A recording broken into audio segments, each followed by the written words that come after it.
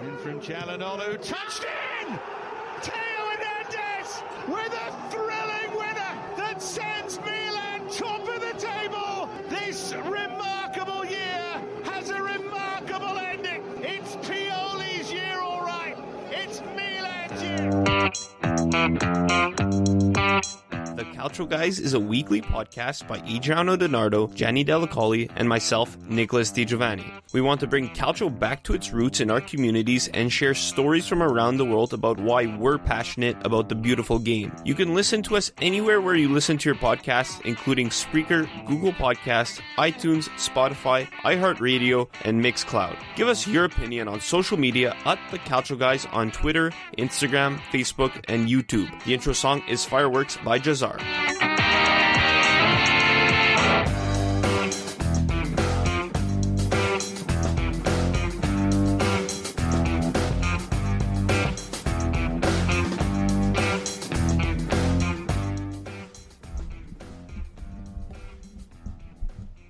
Just like Santa Claus, the men in red, or this time, the men in red and black, deliver some goodies to their fans, deliver some nice gifts right before Christmas, on Christmas Eve, if you want to call it that, with Adreano DiNardo and Gianni Dellacoli. I'm Nicholas Di Giovanni here on the Calcio Guys. We're going to act as Santa Claus today because we are giving you a nice little treat before Christmas. I know you usually say treats, trick or treating for Halloween, but I guess we'll apply it in this case. How's it going, guys?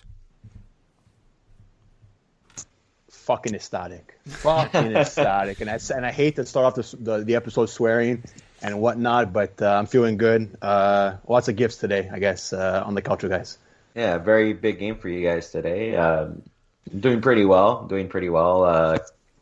I thought today was going to be a pretty crappy result, but no, overall the past couple of days have been awesome. So I've been enjoying them, to say the least. Being the end of 2020, we're gonna do our 2020 team of the year in about 30 minutes or so. But we got a lot of calcio to talk about.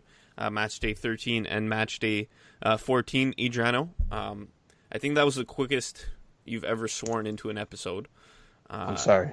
That's okay because it segues perfectly. I think you're trying to act like your idol. Rafael Leao, quickest goal in Serie A history.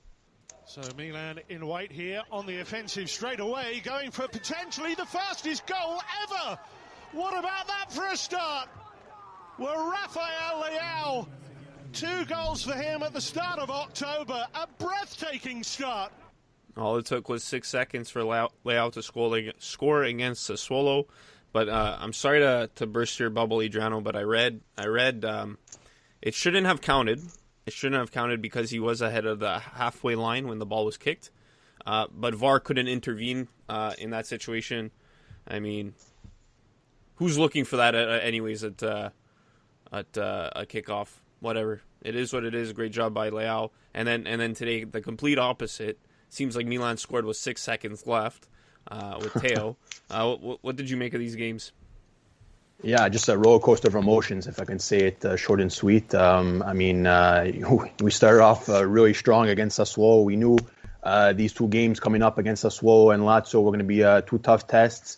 We spoke about last week, me and Nick. And I think obviously the team delivered. It wasn't easy. We had injuries, and depleted squad, change of position, change of tactics, whatever you want to say. And the guys got it done. So, again, I sound like a broken record saying that a couple years ago, Milan wouldn't have been able to do these things. But, this year, from last year, they've shown a lot and shown a lot of growth, a lot of unity, and this brotherhood that's, is so heartwarming, I guess, for Milan fans at this point in time. So, 6 seconds. I mean, congrats to Leao.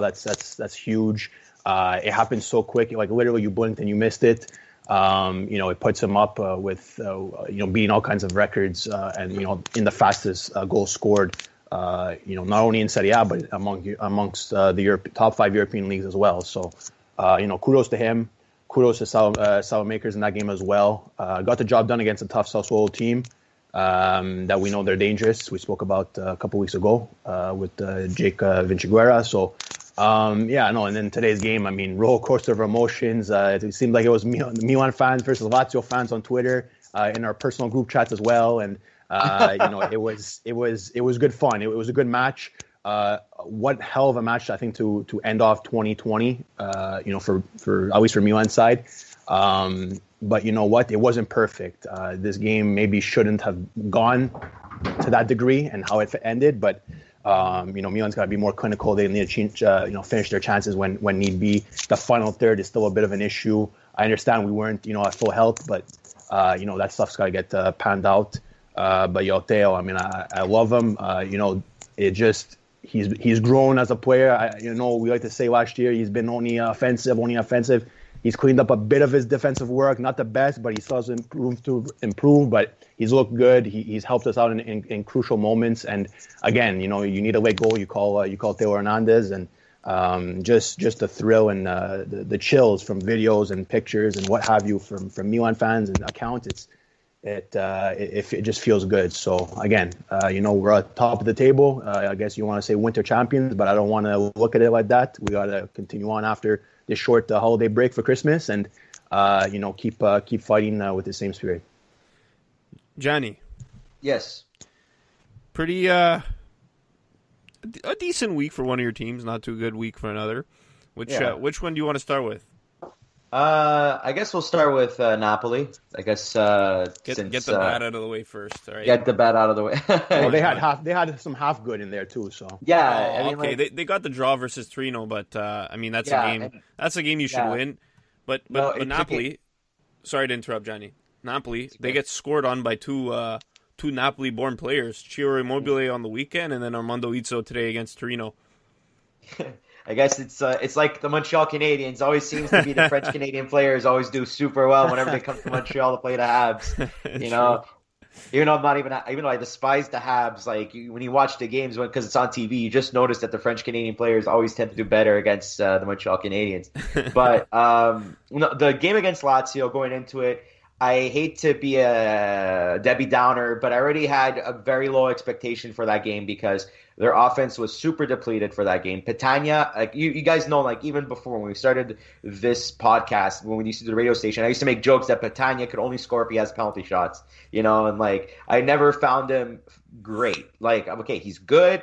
Okay, he has a presence, fantastic, but he's not a guy that you can depend your offense on. He's just an additional piece. And it showed versus the Lazio game. Yeah, okay, cool. You hit a post. Yay. But he wasn't. He's a big body that's not clinical as well. He's a brute, which is nice sometimes, not great other times. Credits to Lazio because them two, they weren't playing with really their full roster, but nonetheless, we had no offense going for that game. There's no way. The moment Lazio got the 2-0 lead, I'm like, yeah, there's no way we're catching up. This game's one and done.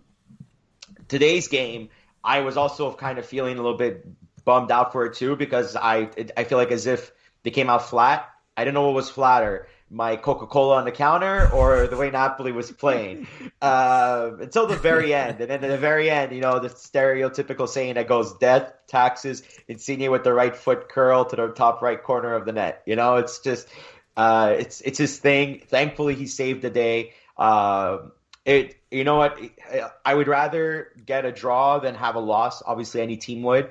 And I'll take the stolen point at that. But there definitely needs to be an adjustment. Osimhen coming back will be great for the team. It adds a lot of speed up front, which they desperately need to have because his speed itself, it's respected, and it just draws so much attention to it, which opens up the front line to almost any type of play. So that's gonna be That's gonna be well needed and welcome back very well. I can't talk right now because I'm just dreaming about Osimhen coming back. The winter break. The winter break is going to be great for Napoli. They'll enjoy the time off and just I guess recuperate and take a look at the draw, get back to the drawing board and see maybe if there's some adjustments need to be made. You want me to transition to the Roma? Oh. Before we go to Roma, I just want to point out Roma beat Bologna 5-1, and then Atalanta beat Roma 4-1. Atalanta play Bologna today, 2-2. Some of this makes no sense. Welcome to the Serie A. By basic addition, it should have been 9-2 for Atalanta, but things don't work like that. But Roma, you know what? Roma against Atalanta, they looked really good in the first half. Yeah, they forced Golini to make some good saves, and I think that was the turning point. Golini's save on Veretout in the second half, I think that was the turning point, and Atalanta came out. Ilicic, his game of the season, first goal since March.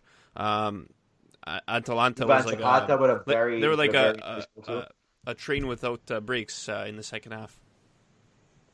Yeah, like that game, I put it more as yellow card, red card of the week. But that was a game that Roma let them get away. It got away from them. They just let it go, and it shouldn't have gotten that bad. And the fact that it was a tale of two halves. Like the first half was not the same Roma as the second half.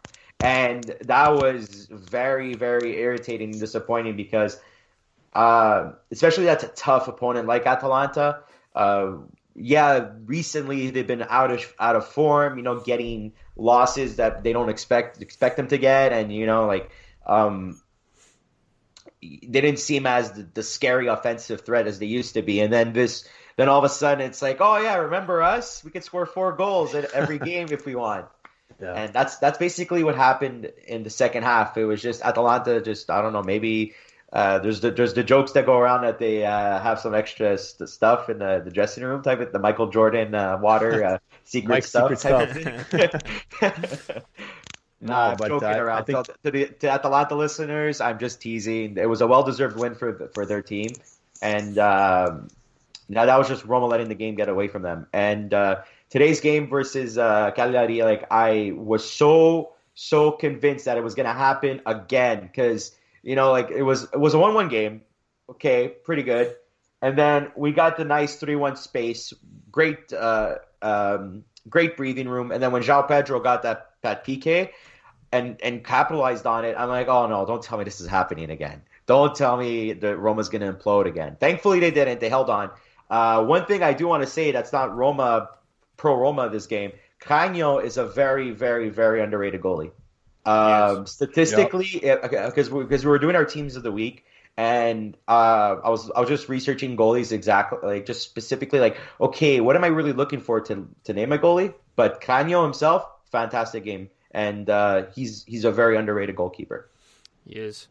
Obviously, talk of the week. Juve Napoli decision, reversed appeal won by Napoli. I don't know. I don't want to.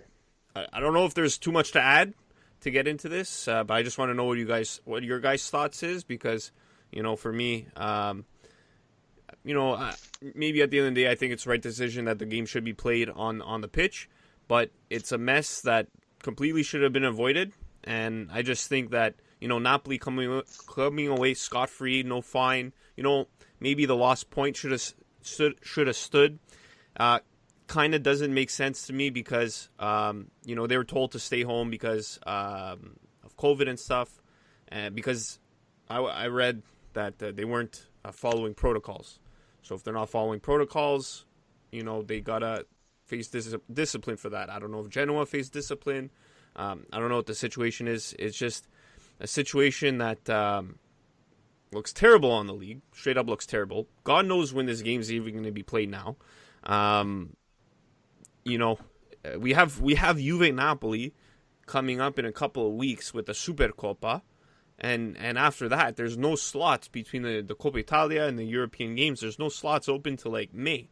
At this point, it becomes a question: what's more important, the Serie A or the Supercoppa? I know PS5 is paying a lot of money to have that Supercoppa game played on January 20th, but why can't they move the Supercoppa and just put the Serie A game? How much is Tim paying? What if Tim pays more for that game to be played on January 20th? I think at this point it comes down to money of, what I'd love to see? A 2-in-1.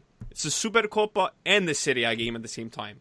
Whoever wins the Supercoppa Okay, if it finishes 1-1 after 90 minutes, that counts as a Serie A game. You go to penalties for the Supercoppa, everything. Make the rivalry even that much better. I kind of see your point. Yeah, I kind of see your point, but I think it should just be postponed to the end of the season, like towards May. I think that makes the most sense in my eyes. It's unfair. Like I'll side with you guys here for a second.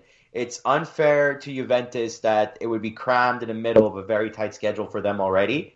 I'm not saying Napoli doesn't have a tight schedule either, but I guess the implications for Juve are heavier than the implications are for Napoli. And in terms of the competitiveness of the championships that they're playing in, I'd rather take a Champions League over a Europa League any day of the week. But I think maybe for just for the whole sake of it, we got the postponement of the game. Great, postpone it till May.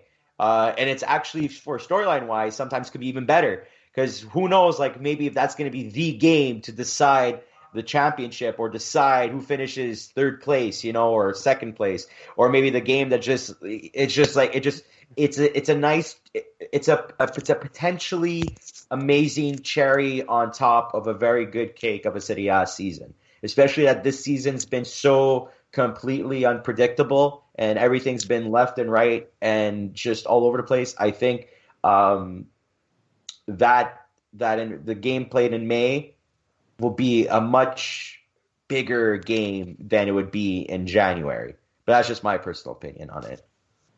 Yeah, I mean, listen, guys. I think from the beginning, when this whole thing popped off, I think one thing that we can agree on is that this game needs to be played. This game needs to be played on the pitch, not in the hands of whoever, upper people, whatever, judges or what have you. And listen, this was like a long time coming, because it wasn't just the first appeal that was done, right? This is like a third, fourth appeal, went to Coney, and finally, for Napoli fans, I guess, it ended well. But besides going like who's right, who's wrong, this game needs to be played. It needs to be decided on the pitch.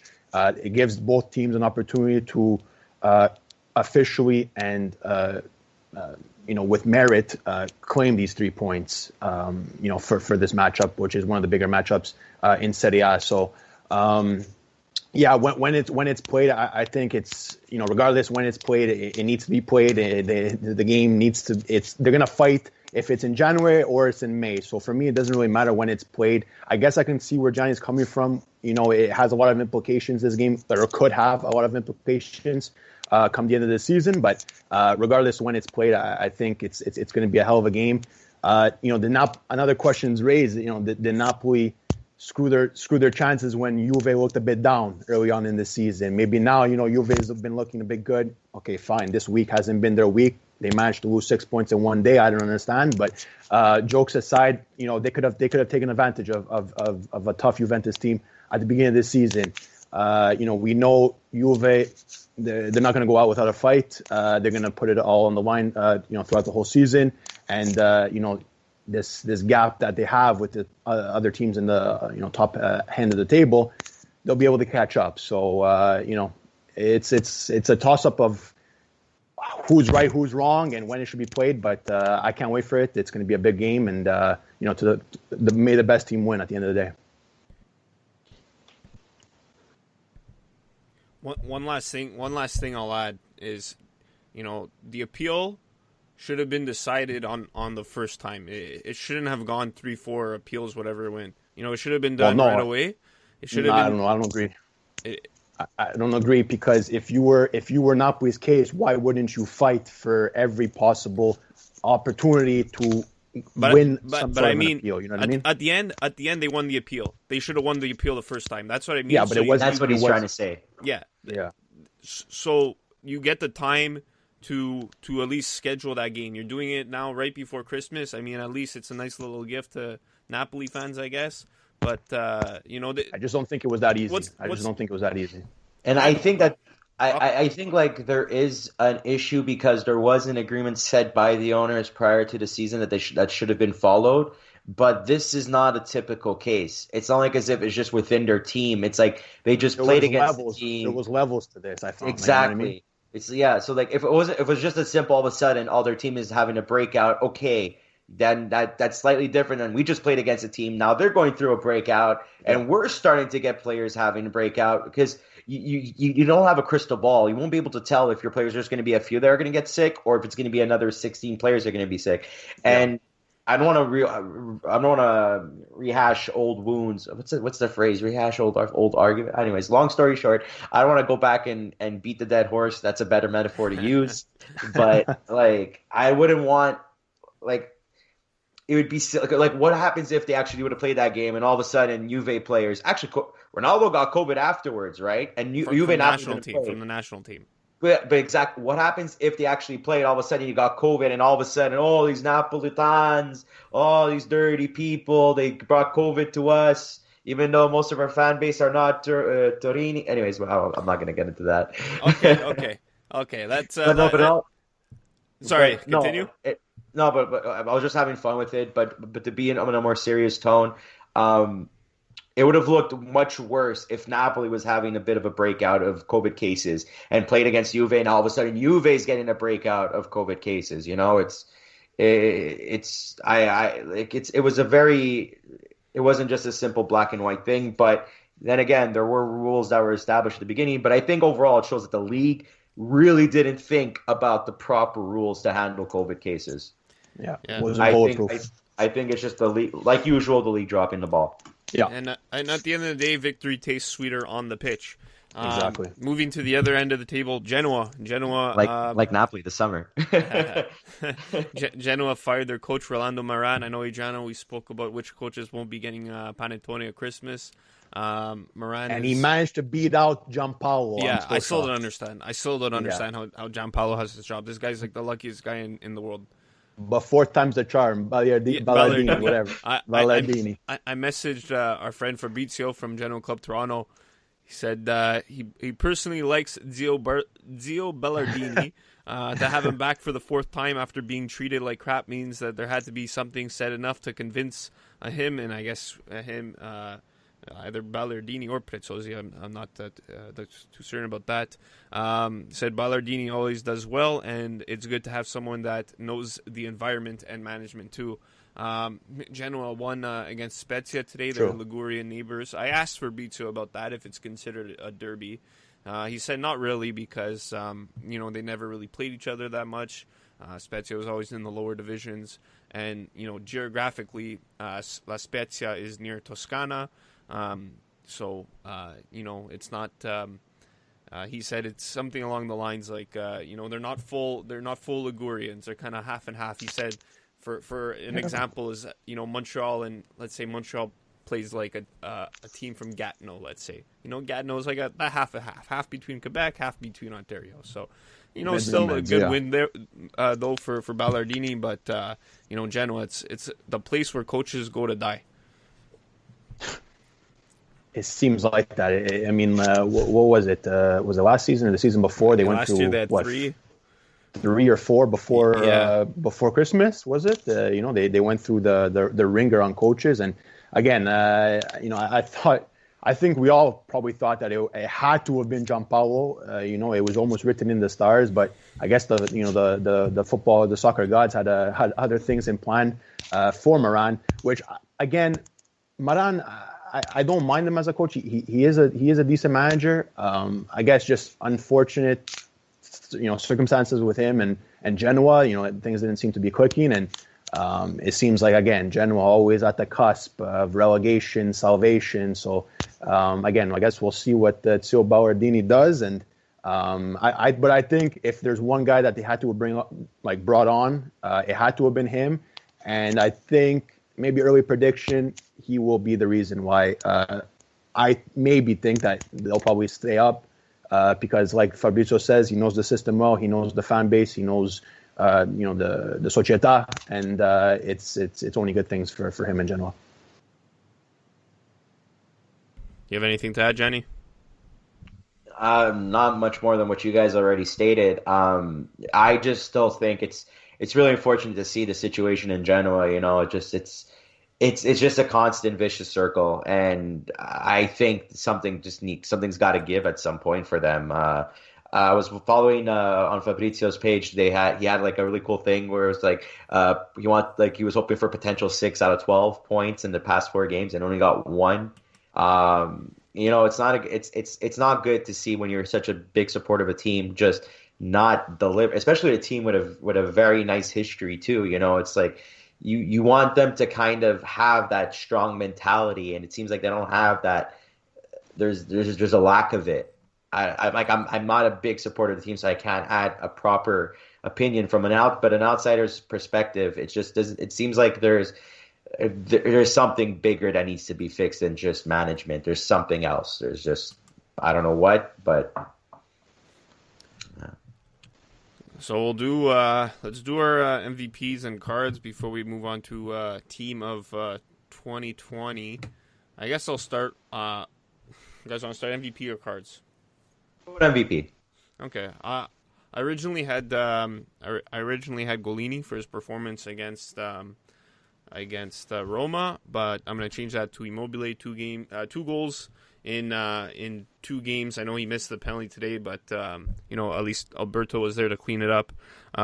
He just continues his hot form. Obviously today for Lazio, the loss sucks for them. I know a lot of Lazio fans are frustrated. They were the better team for the majority of the game. Just things didn't go their way at the end, and maybe they need to clean up defensively, but at least Immobile is doing his part offensively, so he's got my MVP of the week. Marusic to Immobile! Vintage Ciro Immobile! It's what he does so well, a natural-born goal scorer. You guys? Gianni, you want to take it away? Yeah, I'm going to go with Alvaro Morata. I'm going to go for Juventino for MVP of the week. Very, very, very good play for him. What he got 2 assists and it was 2 assists and a goal, not 2 goals and assists. It was 2 assists. Exactly. Yeah. And just overall for Juve, he's been fantastic for them. Yeah, we were making jokes that he's like the new Inzaghi who was always offside type of thing. Like he busts out the Morata jersey.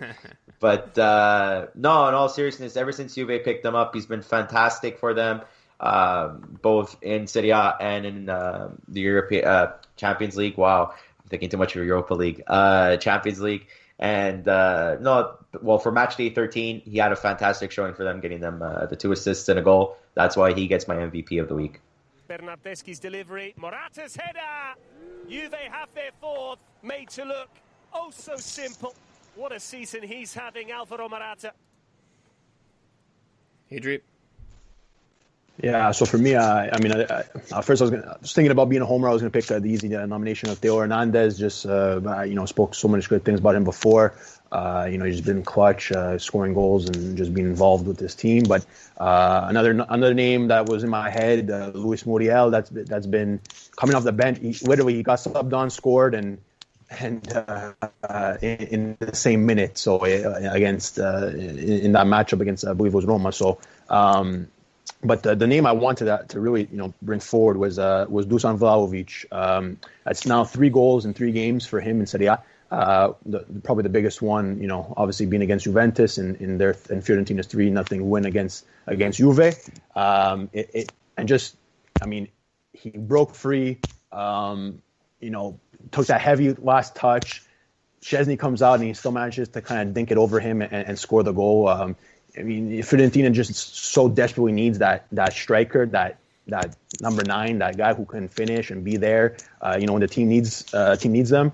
And not saying that Vlahovic is going to be the next coming to Christ, but he's looked good. He's again 3 goals in 3 games. He's a young guy who needs to get these minutes, needs to get these experiences, and again, it couldn't have came any good time for him for Vlahovic. So for me this week, Vlahovic gets my MVP. So I guess we'll move on to the cards. I guess I'll take it away.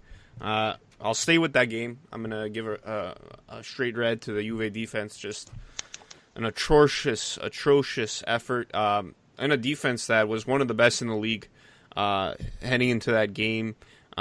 Just awful. Quadrado red. Alexandro on goal. Bonucci was terrible. A lot of people on Twitter after the game, a lot of Juventini were just freaking out. I mean, obviously it's frustrating. Tuesday was a frustrating day for Juve fans for sure, but think about it. This is only Juve's second loss all season. One against Barcelona, and one against Fiorentina. So no time to panic just yet. But it's one of those days. Awful performance from. I don't know what Gianni is. What is that? 3-0. We'll talk. We'll talk in May, Gianni. We'll talk. We got the Supercoppa. We got another game in January, February. We'll talk. Oh, definitely. I forgot what I was. It was just one of those games. Awful. Shout out to atrocious refereeing between La Penna and Di Bello in these two games. Apparently, La Penna might get suspended. I wouldn't be surprised if Di Bello ends up the same way for his calls today between Milan and Lazio. Obviously, Juve fans were frustrated with La Penna's performance too. But I mean, when you lose 3-0, that's not an excuse. That's what Fiorentina does. I remember Camiso talking about the referees last February when Juve beat Fiorentina 3-0. So we're not going to talk about. It's not an excuse. La Penna was awful. Juve was awful. Di Bello was awful. A lot of awful things this week. Buon Natale a tutti. Red card for me. Gonna go to the pocket and get out the red. So red card. You guys? What are you thinking? We're going reverse order. What are you thinking? Okay, so for reverse order is I lost track. Is it me or is it you? No, it's you. Okay. By the way, I was imitating that photo of that fan before. That was in Torino there. Yeah. But you know what? I love the rivalry. I mean, it makes it interesting, and that's why I just don't think bug you. I mean, like, we don't have hockey right now to bug each other, so might as well. And we won't have the Habs Bruins this season. Yeah, especially with the new format. I know. For myself, red card of the week has to go to Roma, specifically towards the Atalanta game. Like I said before, when we gave our reviews, it was a tale of two halves. First half was fantastic. Second half, it was abysmal. Really, they didn't get outplayed, but they just let the game get away so much, and the defense just fell apart. And for me, it should have never happened at all. It should have been a game where, you know what, a draw would have been expected, but not a blowout like that. So for me, they get a red card for me. This is going to be a red card, and is that going to change the course of the game? Adrian, I see you're adding your team of the year. Yeah, I didn't write it here, so I'm doing it live on the podcast. But for me, for my I'm gonna go yellow card. You guys gave the Reds. I didn't have much to complain about for my teams. My team. Sorry, I'm not Johnny. Never teams. Just one team for me. But I have to go. Not really, diving deep, but for me, yellow card. Johnny brought it up before, but Napoli's performances as of late. Now you're seeing on social media, this team has no balls, this team has no grinta. Meanwhile, you have Gattuso as your coach. Gattuso brought us this far. It's not enough. We need change. Listen, I don't know the whole situation. I don't know what's going to happen, but these are the games that Napoli. This recent run of form hasn't been up to scratch for Napoli standards. And I think they could have, picked up more points, especially, today's 1-1 against Torino. That Torino has been cursed ever since Jean-Paul walked through the doors over there. So I think Adreano says that about once per episode, by the way. Once per episode. Jean-Paul is cursed, and us Milan fans know it, firsthand. So, but no, listen, Napoli shouldn't have, they should have dominated. I understand injuries, suspensions, not things are not rolling, but that's where you need to have that your team behind you and that fight for the jersey and to really go forward and fight for the club and the city. So for me this week it's been rough for Napoli, so I'm gonna have to give a bit of a yellow card for that. It's a late challenge, surely maybe the first yellow of the match. Coming up, Serie A Team of 2020. Yeah. Welcome back to the Calcio guys. Adreano Donardo, Gianni Delacoli. I'm Nicholas Di Giovanni. So 2020, absolutely wild year. On so many levels, around the world, around sports. Just everybody's on the same boat with this whole pandemic, everything. But what we like to do, what we've done for the past 3 years in December, come out with our team of the year. We consider, so we're only considering Serie A players for this team of the year. We're coming up with the top 11. You don't really need to put players in their proper positions. You could choose any formation. You choose a coach. And then we consider Serie A performances, European performances from January to December. How do you guys want to do this? You want to go position by position? Sure. Yeah, let's do that. Yeah. Yeah. Well, pretty easy goalie. 3 of us had the same one, Donnarumma. Yeah. I mean, You join it. Yeah. Obviously there are a couple other candidates you could think of. Chesney, if you want to go a bit, in terms of individual talent, Musso, Cragno. I know Gianni had Musso on your team of the season last season. Yeah. Because he had some really good stats. But I mean, in terms of 2020, Handanovic, Silvestri. Oh yeah. Strakosha, as I said before, you could have placed Strakosha easily. He's just been happy because he hasn't been having a great of a season this year so far, but fantastic. Reina's playing more. Reina's playing more now. Yeah. But yeah. Gigio Donnarumma, not Antonio. Gigio. Mm-hmm. Well, Antonio Donnarumma, did he allow any goals this year? That's a good question. If we're going by that, you gotta put Carlo Pinsoglio in. Yeah, but I'm talking about Antonio Donnarumma, that reaction after the goal, and he's screaming, and then you just see Simone Inzaghi turn and fix his hair and look disappointed. What an image for all those Milanisti out there. Obviously, Golini is another name that of you course. can come up with. Defense. This is where we vary just a bit more. We all have the same left back, Theo Hernandez. Again, another easy choice. I mean, when considering the calendar year Milan has had, we're expecting quite a few Milan players on here. So Theo left back, pretty easy. Yeah. Best left back in the world. Alfonso. Whoa. Okay, you can't throw our boy Alfonso Davies under the bus like that. You're doing it on purpose, aren't you, Adrian? There's got to be a clip. I just clearly remember sitting down. I remember sitting down in the Concordia radio station room, and Theo Hernandez and people talking about Theo Hernandez and Adriano throwing not fits about him, but like this guy. Some games he's good, sometimes he's bad. I don't get it. And now he's like, let's back in door.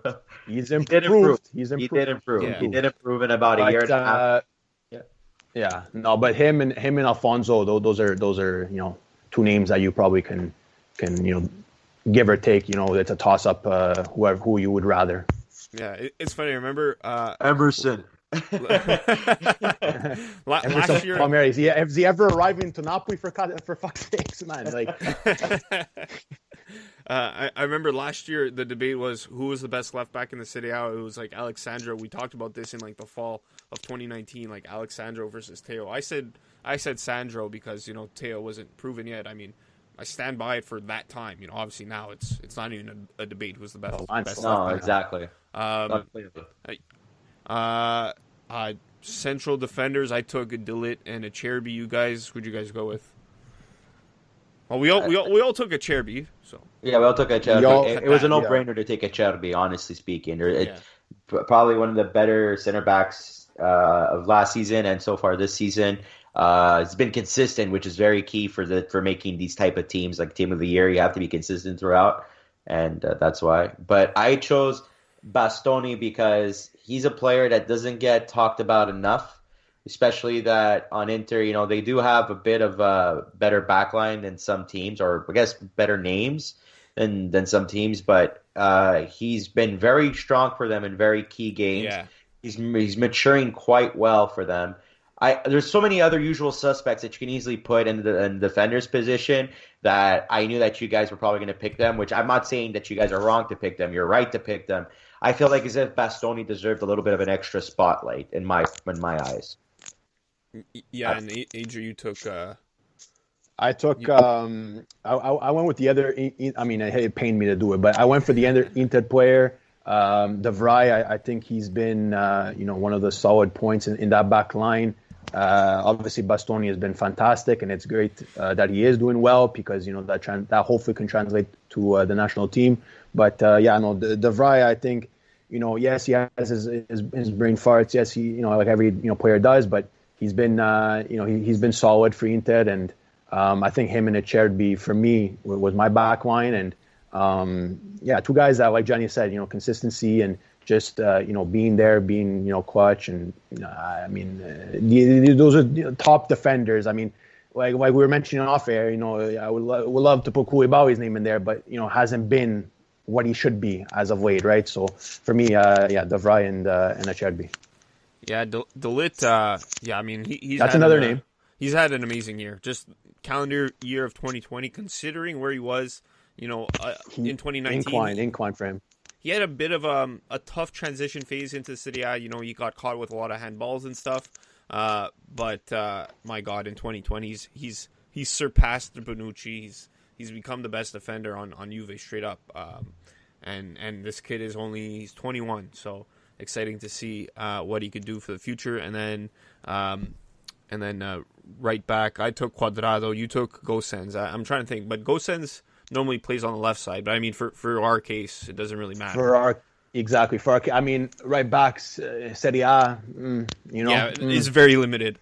It's very limited. Yeah, it's it's like pulling teeth, like, you know what I mean. So, listen, I shifted. I did a little bit of FIFA, shift positions when need be, and with ease, right? So, but Gosens, just been one of those players that delivering those balls, that final ball into the box, and just being, I guess Theo Hernandez 2.0, if you want to put it that way. I think these two guys are shining in Serie A, so it's good to see. And for me, they had to be included in the team of the season.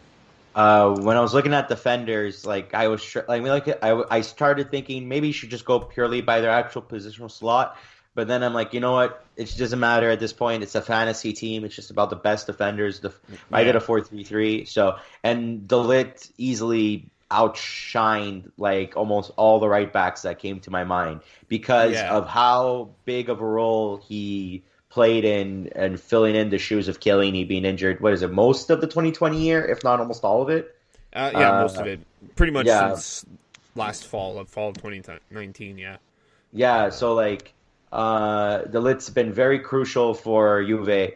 As the days go by, I have less and less faith for Bonucci, even for the national team.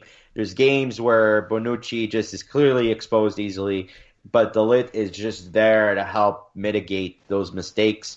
I know you were joking around on Twitter a bit, saying that he's the best defender in the world, but he has that potential to probably be that one day. He does have that potential. He's only 21, like Nick said. So yeah, I wouldn't say that he's to grow. Yeah, there's a lot of competition because especially that defenders have a longer shelf life than a lot of other players in their respective positions, besides goalies. So there's a lot of competition. He could easily make it one day into the top 5 argument, and then from there we'll see. It's hard to see but De Ligt definitely deserves a spot for Team of the Year this season. That's why I didn't choose a right back. I chose another center back to put as like that 4th right back slot, let's say. Midfield. We have a few varying answers on this one. I went with Barella, Kessié, and Gomez. So, this one I wasn't too certain about midfield. I feel like there's a lot of good, really good midfielders in the Serie A, but it's hard to pinpoint, who's the best. Barella and Kessié, I think were no-brainers for me.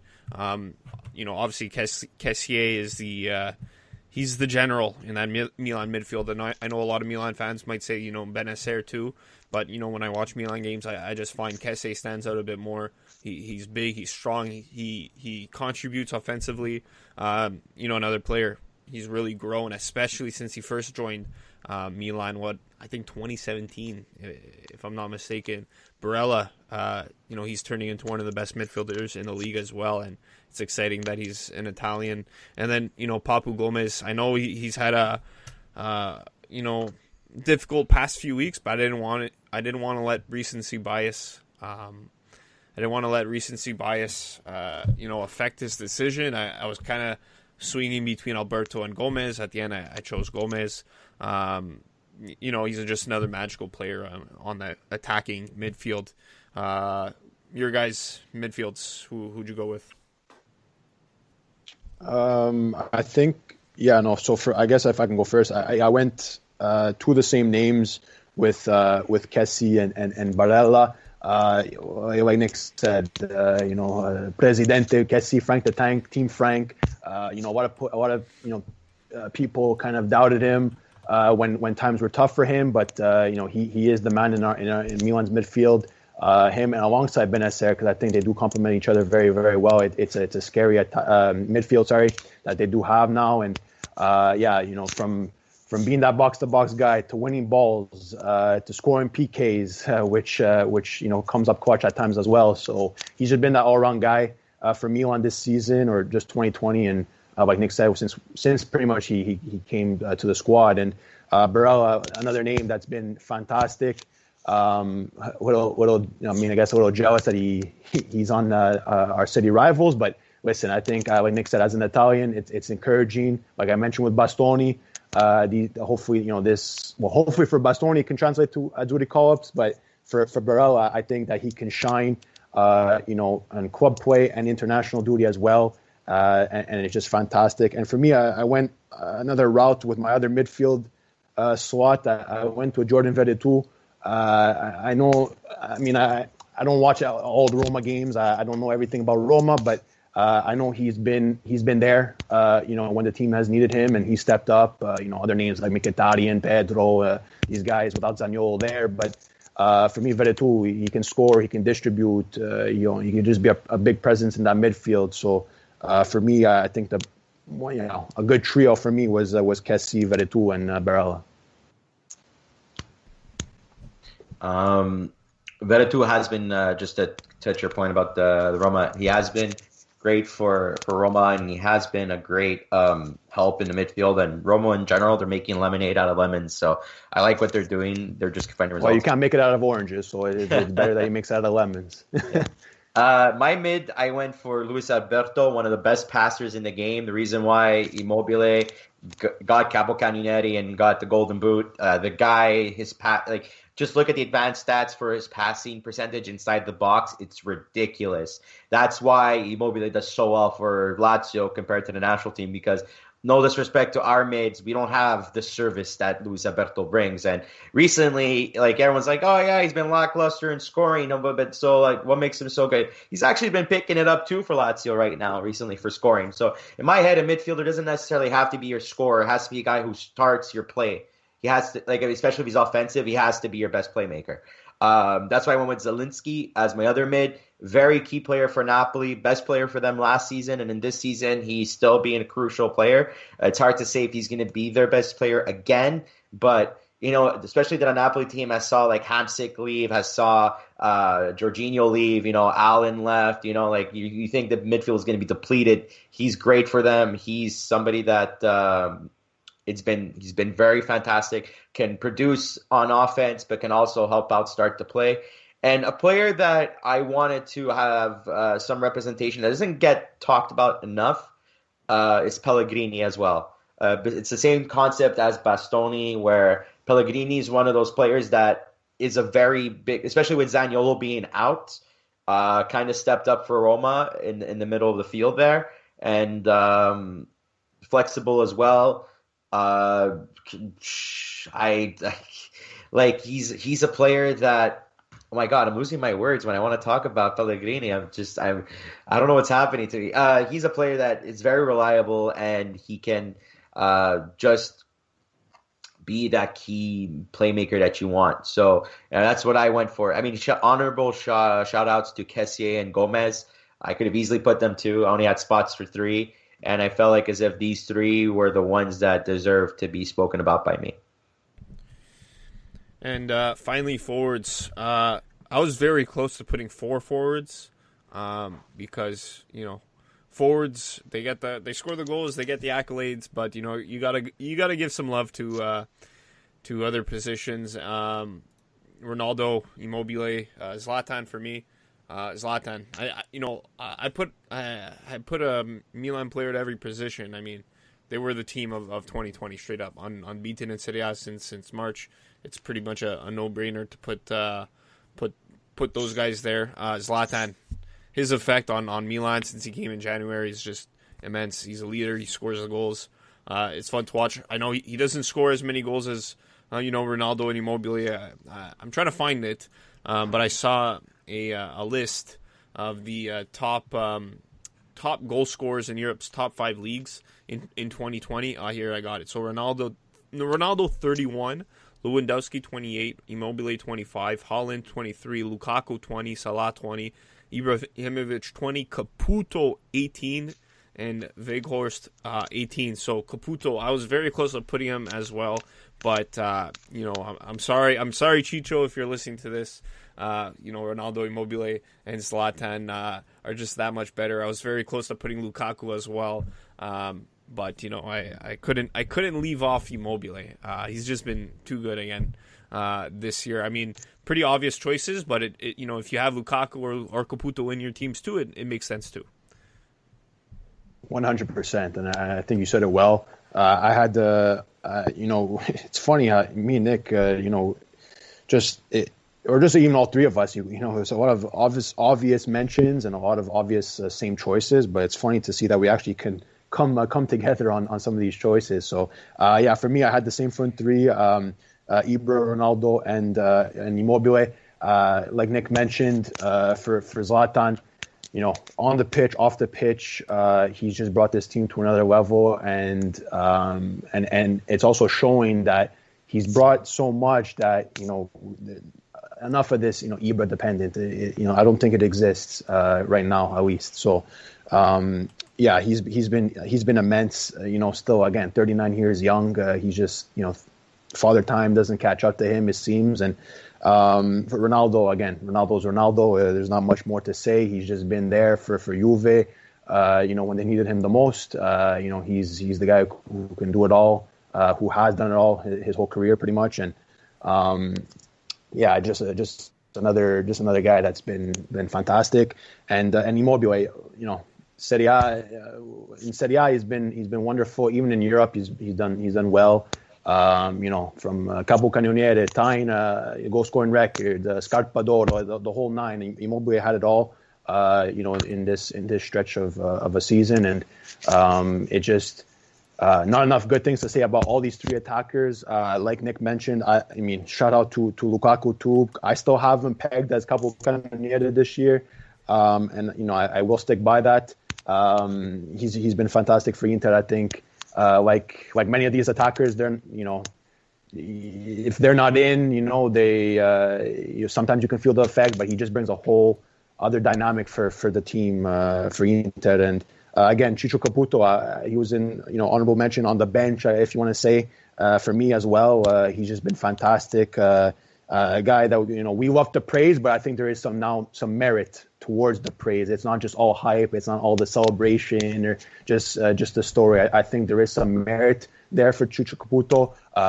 Being able to score a team like Sassuolo and getting up there with top guys like Lewandowski, Salah, and Ronaldo and all that. So it's fantastic for him. Obvious front three for me: Ibra, Ronaldo, and Immobile. Rafael Leao. And look at that, it's an easy one for Ibrahimovic.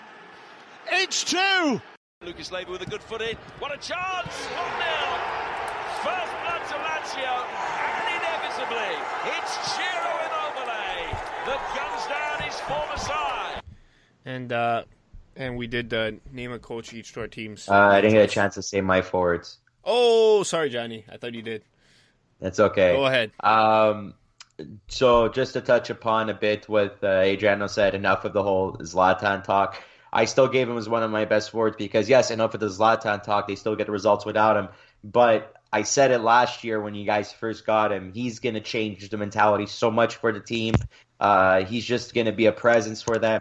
And I even said the after effect of Zlatan that we could see even 3 years later after he leaves Milan when he decides to officially retire, like how much of a change it's still going to be for Milan. And you know what? I'll say it. And if I sound stupid, people can say whatever they want about it. I think Zlatan's the reason why Milan is in first place this year. Just the whole mentality, the whole belief in themselves, all developed because of this guy. He's just one of those impactful players, like a Michael Jordan, Kobe Bryant type of thing, where he's got the winner's mentality. He knows what it takes to win, and he'll elevate you to be a winner. He doesn't care if he insults you or hurts your feelings. At the end of the day, your feelings are going to get repaired. What he cares about is making you a winner, and that's what he wants, and that's what I think Zlatan is. So that's why I put Zlatan as one of my 3 forwards, because this year specifically, fantastic for them when he plays. Immobile, no-brainer. You're not going to put you'd be an idiot. I don't care if you don't want to put him because you want to be hipster. You'd be an idiot not to put Europe's best scorer as one of your forwards for Team of the Year. You'd be dumb not to. It's Europe's best scorer. So what's a forward supposed to do? Score goals. There you go. And Lukaku, because he got 35 goals. I have the number here. I think he got like 34 goals in all competitions. That's including goals with Belgium. Yeah, and 15 goals in 17 games for Inter this year as well. This season so far, across all competitions. We like to joke about him.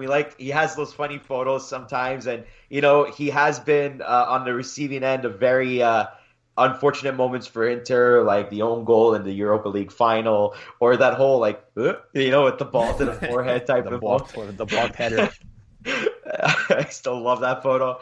But at the end of the day, I wouldn't say he's a top 5 forward in the world, but still, he's been key for Inter. And definitely in Serie A, he's definitely one of the top 3 forwards of the calendar year. So that's why I put Lukaku as my 3rd. We got a couple of social media suggestions, or a couple of people writing in who they put on. I love this one from Pizza Calcio. Gonzalo VR, interesting choice. Another one: Mkhitaryan, Handanovic, Lukaku, Salwan Koulibaly. I don't think Koulibaly really had a great year, so that's why he's on none of our lists. We each named a coach. Stefano Pioli, pretty easy choice again. Easy. Padre Pioli. Pioli is on fire. Between the 3 of us. Yeah. And Gianni, listen to this guy. This guy cheated. I said name a starting 11. This guy writes a bench. He wants to add depth to his team. There's a bench? Wow. He has a bench. This guy has a bench. What cheat? I can continue the bench. Who do I have? Lukaku, Papu Gomez, Luis Alberto, Benacer, Chicho Caputo. I put João Pedro in there, Handanovic, whoever you want, you can put on the bench. Sandro Tonali.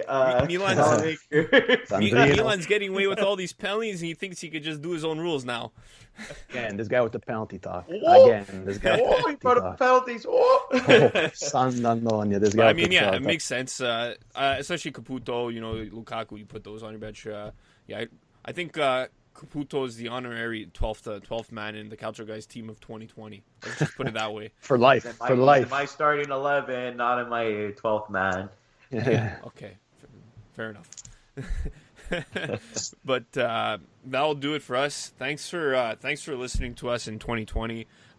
Stay safe. Have a happy holidays. Have Merry Christmas. We all went through this tough year together. It's going to be a bit tougher again in 2021. We'll get through this together. Andrà tutto bene. Ça va bien aller. Everything will be okay. Whatever language you want to say it in. So yeah, like Nick said, this has been a crazy 2020.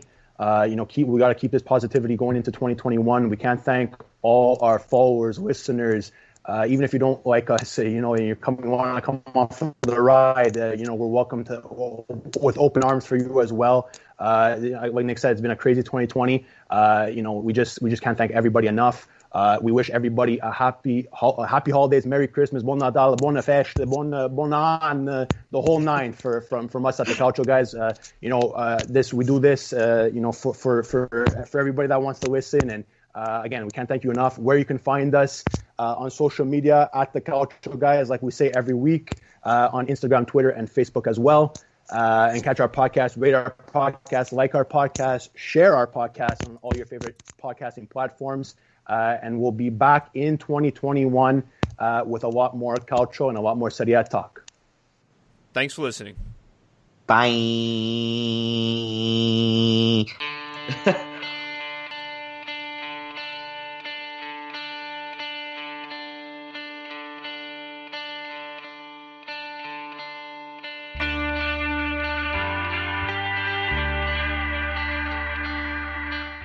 The Calcio Guys is a weekly podcast by Adreano Donardo, Gianni Dellacoli, and myself, Nicholas Di Giovanni. We want to bring Calcio back to its roots in our communities and share stories from around the world about why we're passionate about the beautiful game. You can listen to us anywhere where you listen to your podcasts, including Spreaker, Google Podcasts, iTunes, Spotify, iHeart Radio, and Mixcloud. Give us your opinion on social media at The Calcio Guys on Twitter, Instagram, Facebook, and YouTube. The outro song is The Last Ones by Jazar.